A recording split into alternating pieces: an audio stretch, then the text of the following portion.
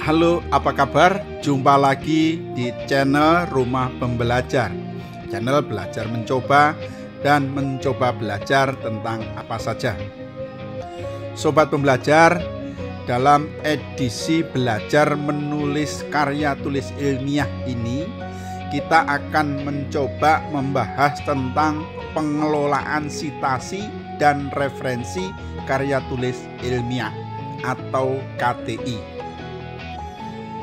Dalam video ini nanti akan dibahas tentang definisi sitasi dan referensi, hubungannya KTI dengan plagiasi dan tips menghindarinya, kemudian bagaimana cara menyusun atau mengetahui standar sitasi dan pengutipan, kemudian juga beberapa gaya sitasi, dan terakhir nanti tentang bagaimana memilih atau mengelola referensi atau reference manager.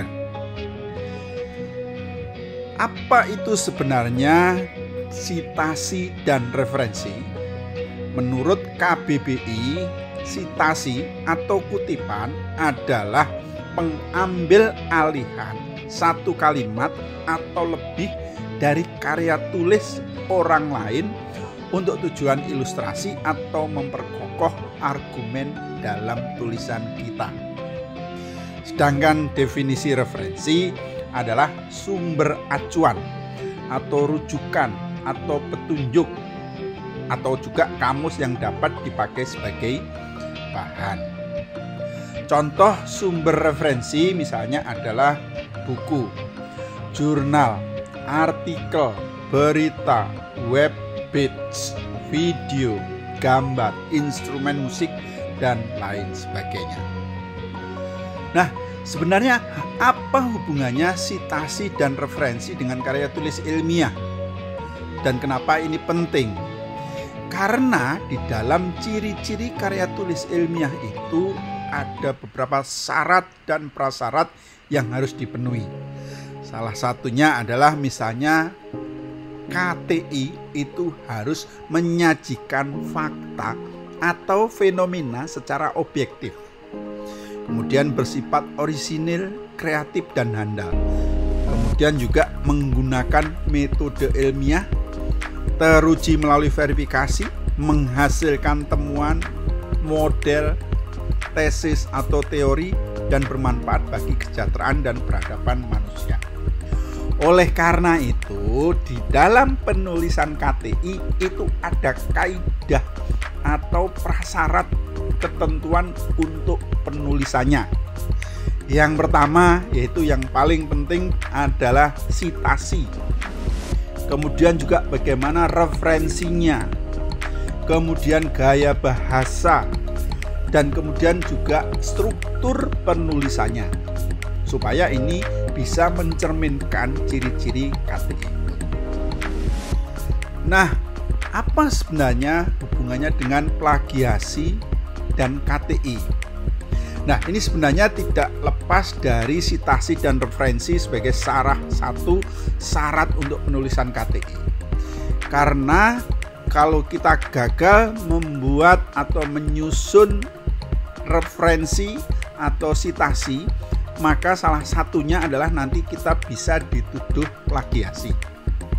Nah, ini adalah beberapa definisi plagiasi atau plagiarisme atau plagiat, yaitu pengambil karangan pendapat dari orang lain dan menjadikannya seolah karangan dan pendapat sendiri. Ini menurut Indrawan Sutanto. Nah, teman-teman, sobat pembelajar bisa mengecek karya tulisnya itu apakah mengandung atau ini ada unsur plagiasi. Bisa dicek menggunakan aplikasi yang banyak tersebar di internet. Untuk bentuk umum plagiasi itu juga sangat banyak atau sangat macamnya.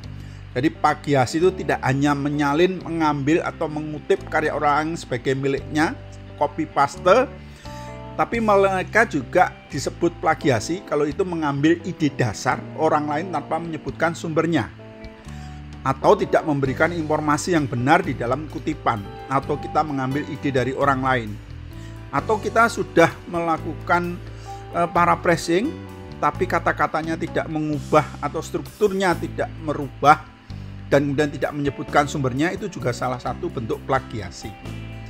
Dan ini yang lebih parah yang tidak kita sadari adalah kita tidak mensitasi secara akurat. Ini juga berbahaya karena kita kadang-kadang tidak menyadarinya. Dan ini ada juga yang sangat sering kita lakukan, yaitu adalah self plagiarism, yaitu menggunakan karya tulis kita sendiri yang sudah diterbitkan tanpa menyebutkan sumbernya.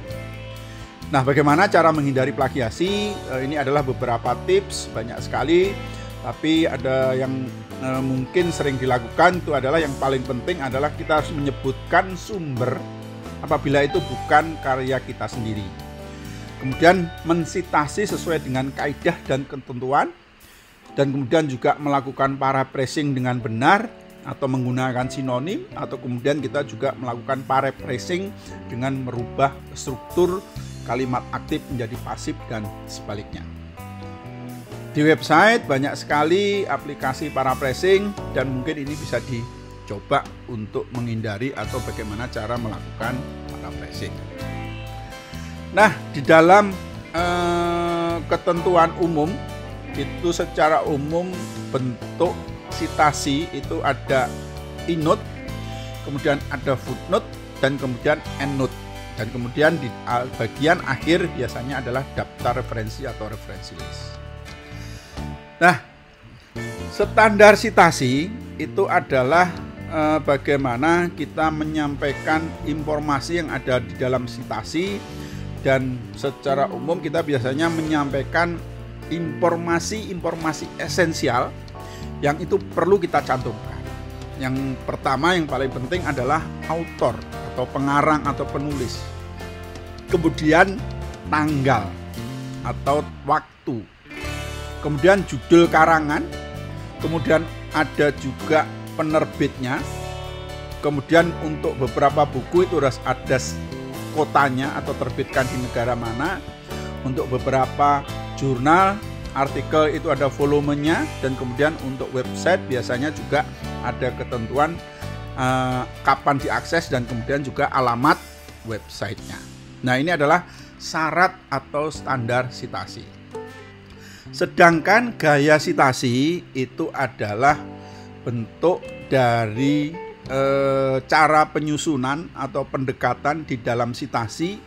Itu ada juga bermacam-macam, dan biasanya ini setiap disiplin ilmu biasanya menggunakan gaya atau style sitasi yang menurut mereka itu adalah paling cocok atau paling tepat. Ada yang menggunakan tanda kurung, catatan, kemudian juga ada yang angka dan lain sebagainya. Silahkan pelajari masing-masing ini. Biasanya setiap kampus, setiap jurnal, setiap buku atau setiap karangan penerbit itu biasanya berbeda-beda mensyaratkan gaya sitasi ini. Nah, untuk membantu menyusun sitasi dan daftar referensi, di internet sudah ada yang namanya aplikasi pengelola referensi atau reference manager. Aplikasi ini sangat bermanfaat karena bisa digunakan untuk mencari, mengambil, menyimpan, menandai, kemudian juga membagi kembali, dan kemudian yang paling penting adalah membuat kutipan atau sitasi dan kemudian membuat daftar referensi karya tulis ilmiah secara cepat, mudah, akurat, dan otomatis. Kalau dulu kita biasanya menggunakan referensi manual, kemudian setelah berkembangnya pengolah kata yaitu Word, kemudian ada di dalam aplikasi itu ada yang namanya referensi manager juga, tetapi sekarang ada aplikasi independen yang kemudian berkembang dan ini sangat canggih, dan kemudian ini bisa membantu untuk mengelola referensi. Nah, ini adalah beberapa contoh jenis-jenis aplikasi pengelola referensi. Misalnya adalah Papers, EndNotes, Mendeley, Zotero, Webwork, kemudian BibTeX, dan lain sebagainya. Silahkan explore aplikasi-aplikasi ini. Ada yang gratis, ada yang berbayar, ada yang setengah berbayar dan setengah gratis. Nah, kemudian siapa saja sebenarnya yang akan merasa banyak manfaatnya bila menggunakan aplikasi pengelolaan referensi ini? Yang paling penting adalah, yang paling utama adalah mahasiswa atau mahasiswi yang akan menyelesaikan tugas paper atau tugas sehari-hari. Kemudian bagaimana ketika mereka akan menyusun skripsi, menyusun tesis, atau kemudian mahasiswi S3 yang akan menyusun disertasi, kemudian dosen termasuk peneliti, kemudian para pengambil kebijakan, kemudian juga para pejabat fungsional, terutama fungsional keahlian seperti pejabat fungsional perencana, pejabat fungsional ahli analis kebijakan, kemudian juga jabatan fungsional peneliti, dan lain sebagainya. Demikian video tentang pengantar pengelolaan referensi untuk karya tulis ilmiah ini. Untuk video selanjutnya saya akan membuat serial video tentang belajar menulis KTI. Misalnya nanti saya akan membuat video tentang tutorial bagaimana menginstal dan mempelajari fitur-fitur dasar Mendeley dan Zotero, kemudian perbandingan atau kompatibilitas Mendeley dan Zotero, kemudian bagaimana mengatasi masalah-masalah teknis tentang Mendeley, kemudian juga nanti akan kami buat video tentang database literatur, bagaimana metode pencariannya, kemudian aplikasi Harsing Publish or Perish atau POP, kemudian bagaimana mencari jurnal kesesuaian, analisis bibliometrik, aplikasi Postfaver, dan kemudian juga nanti kita akan menampilkan tentang tips dan triks bagaimana menghindari plagiasi, mulai dari pengecekan dan kemudian dari bagaimana cara melakukan paraphrasing. Demikian Sobat Belajar, semoga video serial belajar menulis KTI ini bermanfaat dan kemudian ikuti terus video ini, jangan sampai ketinggalan. Silahkan kalau ada permintaan, komen, saran, dan masukan tulis di komentar. Selamat belajar, salam sehat, salam satu Indonesia.